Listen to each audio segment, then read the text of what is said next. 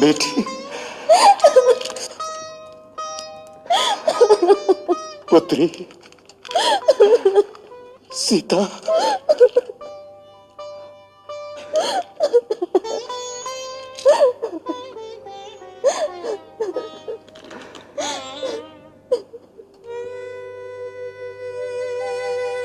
मेरी लाडली, तेरा ये वेश देखकर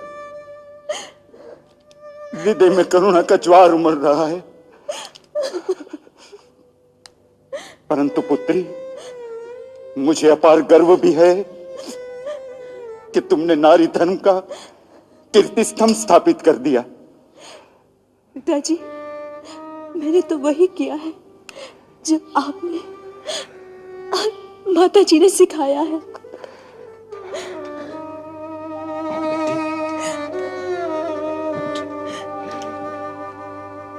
माँ, आज की सभा में भैया की प्रतिक्रिया देखकर मैं डर गया हूं।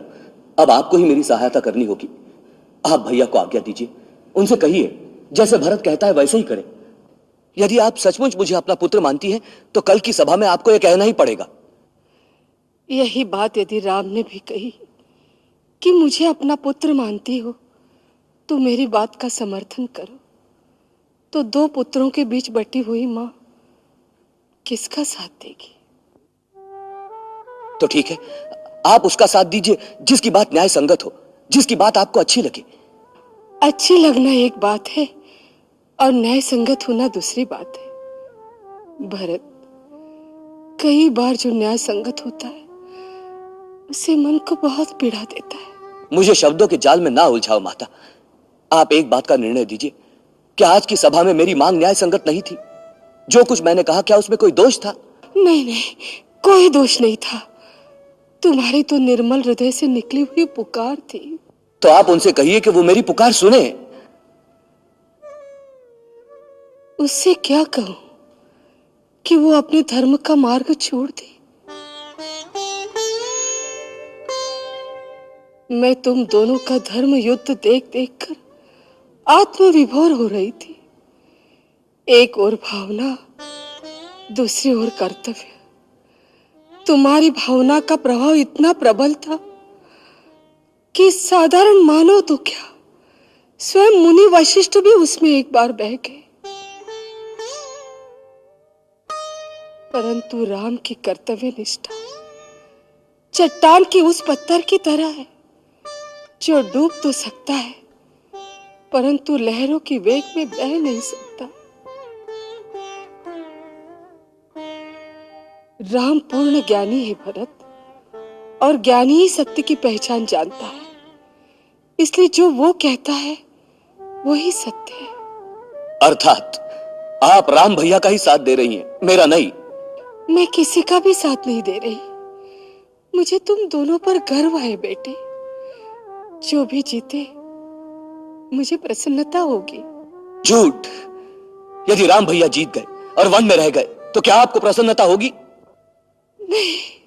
अपने हृदय पर हाथ रख के कहो, क्या आप नहीं चाहती कि राम भैया, सीता भाभी और लक्ष्मण अयोध्या को लौट चले? चाहती हूँ पगले। यदि मेरे प्राण देकर भी ये संभव हो सके तो उन्हें अयोध्या ले जाने के लिए मैं अपने प्राण भी दे दूं। और आप ये भी जानती, यदि आप आज्ञा देते कि राम कोई भी तर्क किए बिना अयोध्या लौट चलो, तो उन्हें मानना ही पड़ेगा। हाँ, जानती हूँ। तो फिर क्यों यह आज्ञा नहीं देती हो मां? क्यों यह आज्ञा नहीं देती हो? इसलिए कि मां स्वार्थी नहीं होती। राम के अयोध्या जाने से मुझे सुख होगा, इसलिए क्या उसके कर्तव्य, उसके धर्म से विमुख होने की आज्ञा मैं उसे दे दूं? भरत, तुम्हारी पीड़ा से मेरा दुख कम नहीं है, परंतु मैं अपने मोह को राम के सत्य मार्ग की बाधा नहीं बना सकती। प्रेम स्वार्थी नहीं होता पुत्र।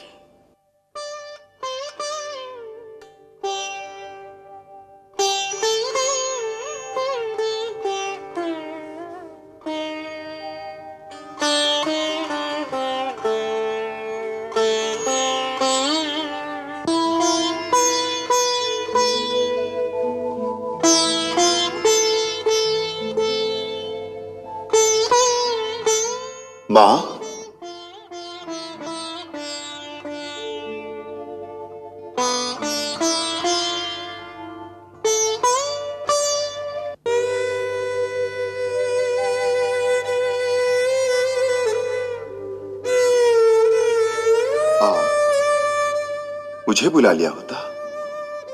राम, तुम मुझे दंड भी नहीं देते, क्षमा भी नहीं करते। मैं तो आपको दोषी ही नहीं मानता। तो क्या मानते हो? अपनी मां। अगर तुम मुझे सचमुच अपनी मां मानते हो तो मां की आज्ञा मानो और लौट चलो मेरे साथ अयोध्या।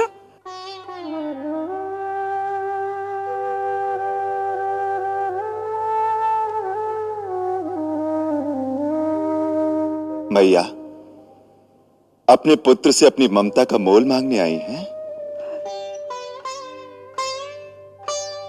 माता, यदि आपकी ममता का यही मोल है कि मैं जिसे धर्म मानता हूं उसका त्याग कर दूं, आप जिस रघुकुल की शोभा हैं उसकी कीर्ति में पिता का वचन भंग करके कलंक लगा दूं, तो कहिए, मुझे आपके चरणों की सौगंध है, मैं इसी समय अयोध्या लौट जाऊंगा।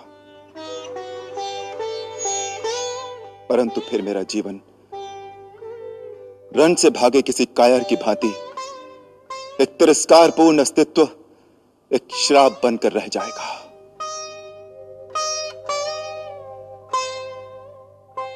फिर भी यदि आपकी यही आज्ञा हो तो कहिए।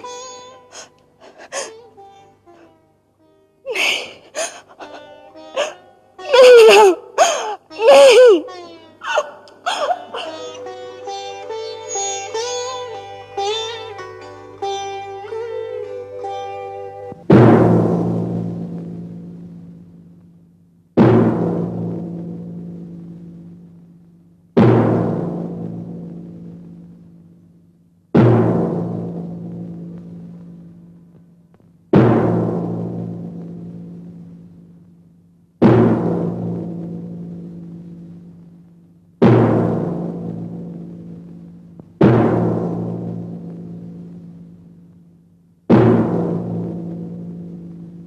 महाराज जनक, जैसा आपको विदित हो चुका है, अयोध्या का राज परिवार इस समय एक धर्म संकट में फंस गया है। ऐसे समय में आपका आगमन सर्वतः मंगल सूचक है। इससे हम सबको धैर्य बन गया है कि आप अपने ज्ञान और विवेक से हमारा मार्गदर्शन करेंगे। एक ओर राम की मर्यादा है और दूसरी ओर भरत का प्रेम। इन दोनों में जीत किसकी हो? आप इस समय दोनों परिवारों में सबसे श्रेष्ठ हैं। इसलिए हम सब ने एक मत होकर निश्चय कर लिया है कि आप जैसा निर्णय करेंगे सभी लोग उसका पालन करेंगे। नाथ, हमारे लिए अब पिताश्री के स्थान पर आप ही हैं। आप धर्म के पूर्ण ज्ञाता हैं, इसीलिए मुझे विश्वास है कि आप मेरे धर्म की रक्षा करेंगे। मुझे अपना सेवक समझकर आप जो आज्ञा देंगे मैं उसे पूरा करूंगा।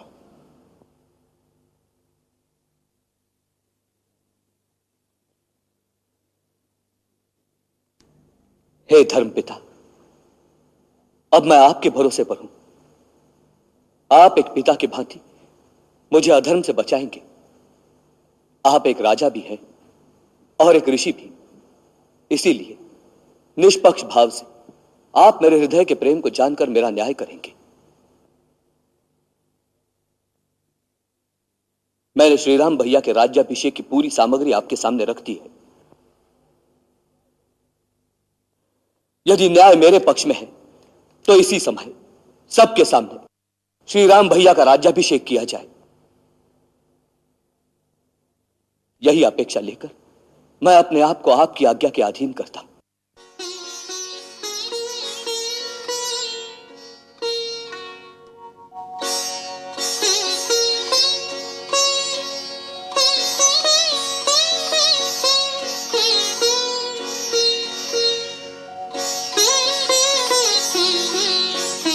श्री राम, श्री भरत, तुम दोनों में महान कौन है, इसका निर्णय तो स्वयं ब्रह्मा भी नहीं कर सकते। फिर मैं तो एक तुच्छ प्राणी हूं।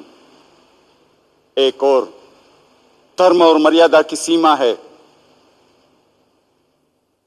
तो दूसरी ओर प्यार और ममता की परिसीमा। ऐसी दोनों महान विभूतियों के बीच निर्णय देने का साहस अत्यंत दुष्कर कार्य है, परंतु इस परिस्थिति में अपना कर्तव्य समझकर मैं भगवान शंकर के चरणों में प्रणाम करता हूं। वो जैसा उचित समझें वैसी मुझे प्रेरणा दें।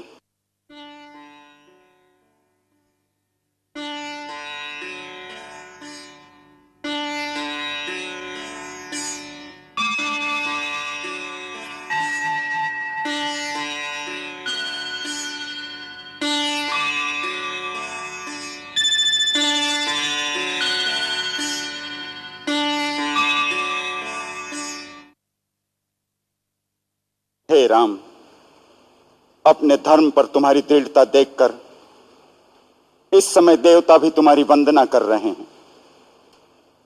धर्म ही सबसे बड़ी शक्ति है, जिसके सहारे ही धरती स्थिर है। शास्त्रों के अनुसार तीनों लोक में धर्म से बड़ा कुछ भी नहीं, जिससे हम सब बंधे हुए हैं। परंतु प्रेम ही एक ऐसी दिव्य निधि है जिस पर किसी धन का बंधन नहीं। प्रेम, निश्चल निस्वार्थ प्रेम सब धर्मों के ऊपर है। वही प्रेम अपनी पराकाष्ठा में जब अनन्य भक्ति का रूप धारण कर लेता है,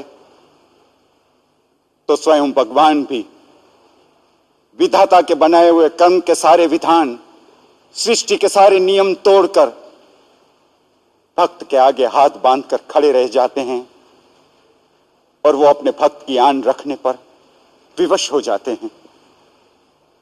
इसलिए इस समय भरत का पल्ला भारी है।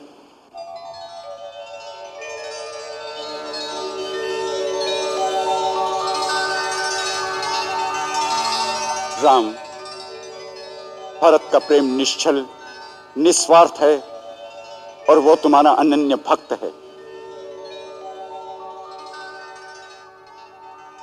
तुम्हारे प्रेम की जीत हुई भरत।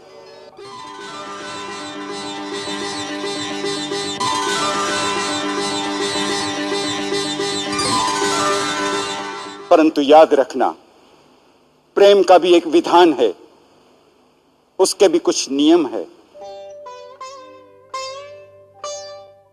प्रेम की असली शक्ति उसके निस्वार्थ होने में है, और जब प्रेम निस्वार्थ होता है तब वो कुछ नहीं मांगता।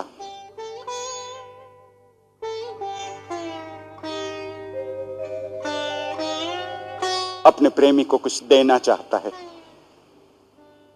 उसका सुख, उसकी प्रसन्नता के लिए वो सब कुछ लुटा देना चाहता है।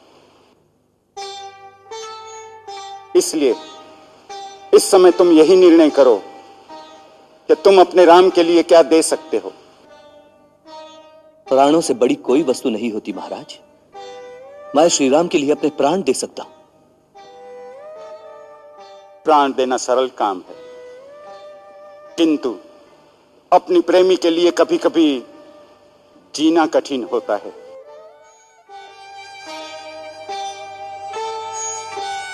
यदि तुम सच्चे भक्त हो तो श्री राम के चरणों में बैठकर उन्हीं से पूछो कि उनकी प्रसन्नता किसमें है, और वो जो कहें वही कार्य प्रेम की पूजा समझकर करो।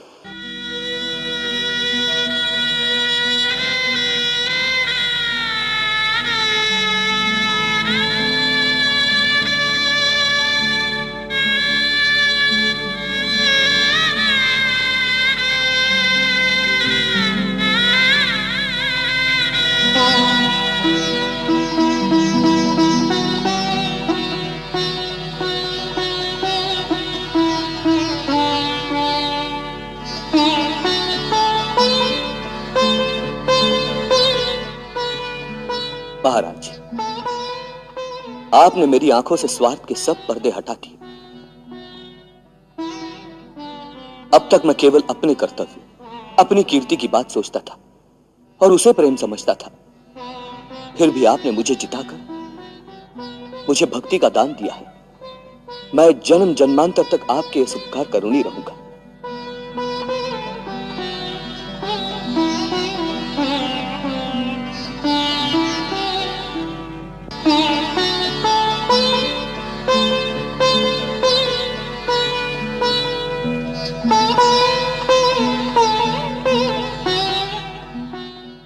भैया,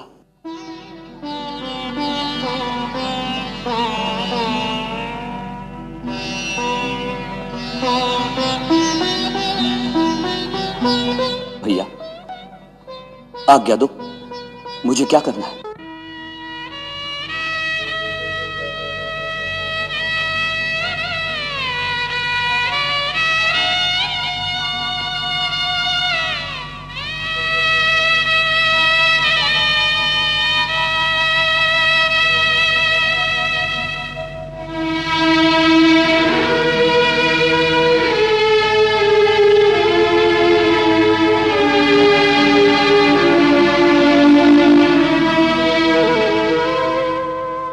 जीतने वाले नीचे नहीं बैठते भरत। मेरे भाई, आज राम तुम्हारे प्रेम के सामने हार गया। जो राज्य तुम मुझे देने आए हो, मैं उसे स्वीकार करता हूं।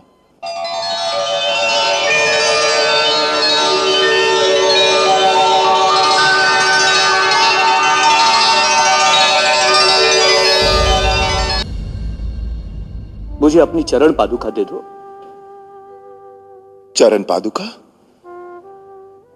हाँ भैया, आपका राज्य तो आपके इस सेवक के पास आपकी धरोहर के रूप में होगा।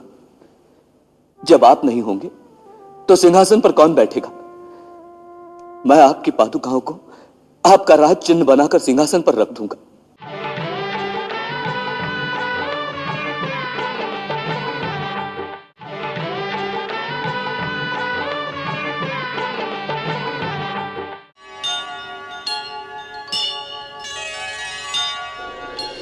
परंतु पिताश्री का वचन भी छूटा ना हो, इसलिए मेरी तुमसे एक प्रार्थना है। 14 वर्ष तक मेरे स्थान पर तुम उस राज्यभार को संभालो।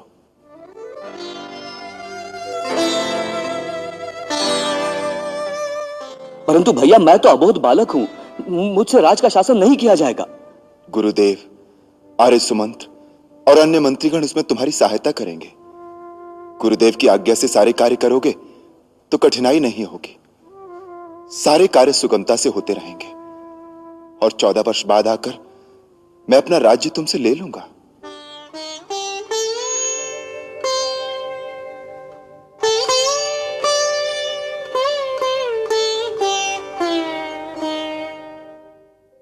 बड़े निर्मोही हो भैया। प्रेम का कोई मोल नहीं आका।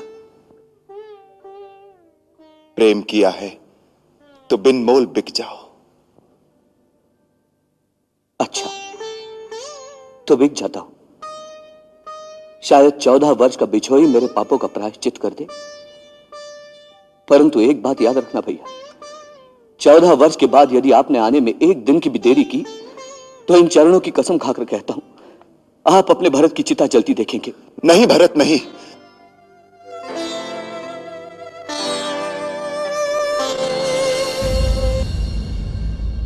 मुझे अपनी चरण पादुका दे दो। चरण पादुका? हाँ भैया, आपका राज्य तो आपके इस सेवक के पास आपकी धरोहर के रूप में होगा। जब आप नहीं होंगे तो सिंहासन पर कौन बैठेगा? मैं आपकी पादुकाओं को आपका राज चिन्ह बनाकर सिंहासन पर रख दूंगा।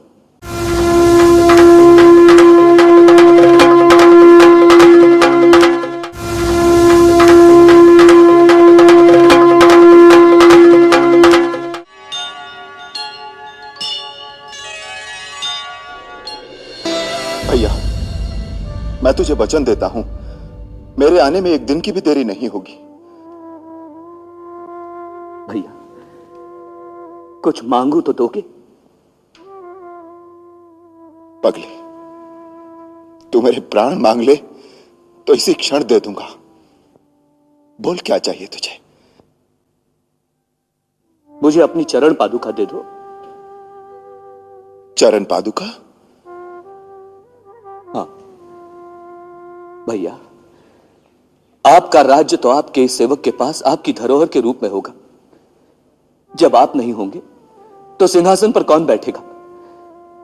मैं आपकी पादुकाओं को आपका राज चिन्ह बनाकर सिंहासन पर रख दूंगा और नित्य प्रति उनका आशीर्वाद लेकर ही आपका राज कार्य करूंगा।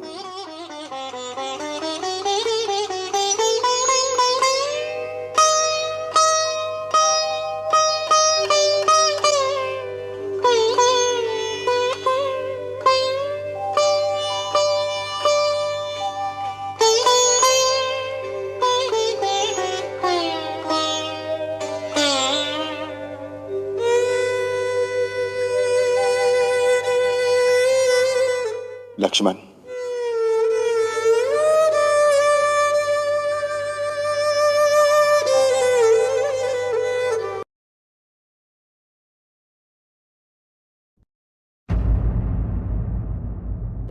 कोई भी इस लक्ष्मण रेखा को पार करके अंदर आने का साहस करेगा तो जलकर भस्म हो जाएगा।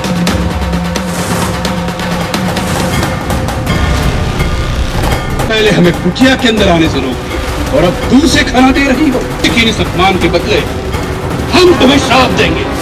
नहीं नहीं मुनिराज, कोई महात्मा के वेश में तुम एक दुरात्मा हो। कौन हो तुम?